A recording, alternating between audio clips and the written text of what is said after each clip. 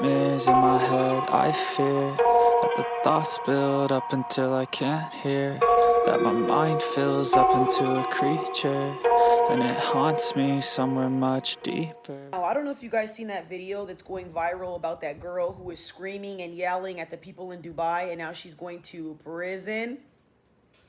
How about you guys Google, because Google's free, instead of gossiping and doing all this negative stuff, why don't you Google where you are going and look up the laws before you go there? All that mouth, disrespect, and ghetto behavior that's tolerated where you come from is not tolerated in Dubai, baby.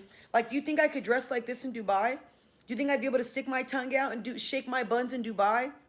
What are you thinking? You understand how classy the people are out there? How strict they are with rules?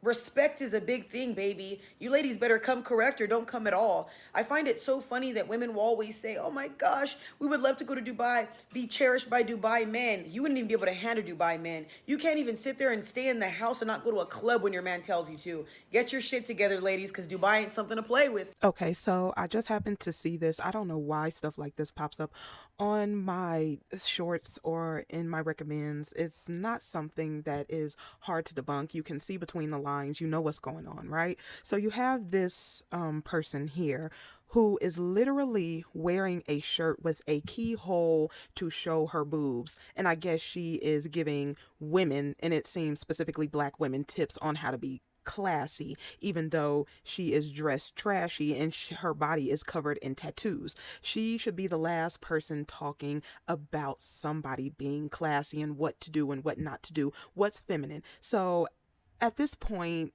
I think we've seen so many of these types who are trying to jump into the red pill waters, and they basically say, like a Jessica X, what men want to hear. This is what they want to hear. They want other women to fight their battles, even though they're the leader, they're the head, they're the man. They want other women to fight for them, put on the armor, fight for them while they hide underneath the skirt.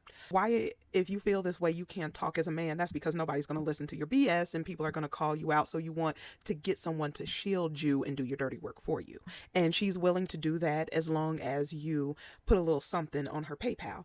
Now, she has her breast out because she know that's going to bring a lot of thirsty, lonely, red pill, feckless men, males, excuse me, to her platform. So therefore, that's what she's going to do. But if she had actually not read the headline, and if she did not just see a snippet of a video, and sometimes people like to jump on the story when it first come out and then they end up looking stupid. This is what she's done. Now she looks stupid because if you let a story unfold, more information will come out and eventually you will get the story, because there are articles out there that was telling what was transpiring and why this woman was screaming, because she felt like she was being scammed. And there is an article, and I will link it in this video, that you can read where this seemed like a scam. The woman who was in Dubai, she's an influencer, and they were trying to get money out of her. When you're an influencer, your face and likeness and information, and if you put what you have on display, come on now, over there in the Middle East. Now, this woman said that these people are classy and you can't take your ghetto behavior. So that's usually referring to black women. So now she's throwing black women's image underneath the bus, which is interesting because she called them classy. So with all of the women rights fighting that's going on in the Middle East, a woman was offed and her hair wasn't completely covered. Are you serious? Women have been fighting for their rights in the Middle East for so long. And that's why this woman is dangerous, because she is willing to say and do anything for these feckless men for a $5 super chat. And there's many, many more out there like her. They don't care about women. They will throw women under the bus as long as you give them some money. I mean, she's not willing to throw Dubai underneath the bus, even though they have, child brides over there who are as young as 5 and 9 years old being married off to 50-year-old men. She's not going to talk about the slavery. She's not going to talk about the ex trafficking that goes on over there and the abuse of those who are ex trafficked and trafficked for work, essentially slaves. indentured servants who aren't getting what was agreed to. She's not going to talk about that. These are classy people. These are good people. They're better than your black ass. And she's just talking to the women. I mean, she's all about what a man like. What her man, if she has one, like her on a video with her whole boobs out, showing everything to every other man who's watching this. Maybe he would. Maybe he'd pimp her out. I don't know. This rubbed me the wrong way. It's the audacity of these male identified women who are willing to throw women under the bus. They are the true definition of a Jezebel.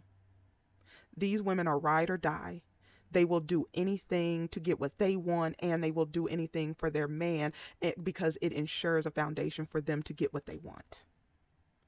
And these men are up here calling her a queen and she's the best. And as soon as she holds them accountable, that's going to be over. She's going to be a Jezebel. She's going to be a demon, a devil. She's going to be everything under the book. She's going to be uncrowned. But maybe she knows better than that, because it is a lot more easier ways to get money than to rely on one of these dusty, feckless males to give you a $5, $7, or $2 super chat, or to cash app you a few dollars. You could always go to OnlyFans. But in the article, it says that there are other cases where people have had to pay a car rental place $20,000 to get their passport back. If that's not a scam, I don't know what the hell is. And her yelling brought attention to this, and I believe it was a good thing to expose these scammers. Because if you initially read the story, you would have known that's what she was talking. She wanted to get her things back, and she knew something wrong was going on. But oh no, you have these dumb males and females, red pillars, whatever the hell you want to call them, using this, saying she's over there being belligerent, talking about twerking. What? There was nothing in an article even remotely saying anything about dancing, drunkenness, somebody just going off the rails at a restaurant. This woman was being scammed. Other people have been scammed. And you see how they don't give a damn about those people? They don't care. And they even sit up there and hold these people up as classy. This is unbelievable, but I'll leave it right here. Let me know what you think about what this idiot said, and I'll see you in the next one.